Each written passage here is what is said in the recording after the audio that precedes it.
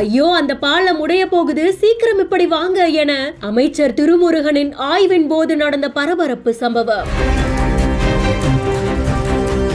காட்டாராய் ஆர்ப்பரித்து ஓடிய வெள்ளம், கணுக்கால் அளவிற்கு வீட்டுக்குள் புகுந்த மழைநீர், நள்ளிரவிலும் அமைச்சர் நடத்திய ஆய்வு.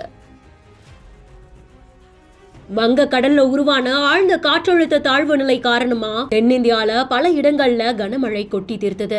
காரைக்கால்லையும் இதனால கடந்த 3 நாட்களா தொடர்ந்து மழை பெய்துட்டு இருக்கு.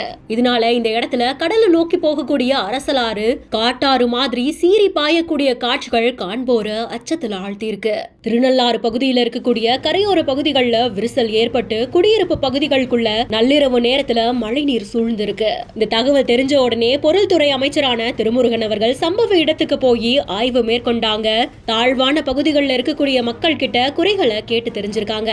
அப்போ அத்திப்படுகை கிட்ட இருக்கக்கூடிய சின்ன பாலம் வழியா நடந்து வந்துகிட்டு இருக்கும் பொழுது திடீர்னு பாலத்துடைய இணைப்பு பகுதியில ஒரு விரிசல் ஏற்பட தொடங்கி இருக்கு. இந்த பக்கம் நின்றுட்டு இருந்தவங்க இதை பார்த்து பதறி போக அமைச்சரையும் பின்னாடி வந்துட்டு இருந்தவங்களையும் வலது பக்கமா சீக்கிரமா நடந்து வர சொல்லி அறிவுறுத்தி இருக்காங்க.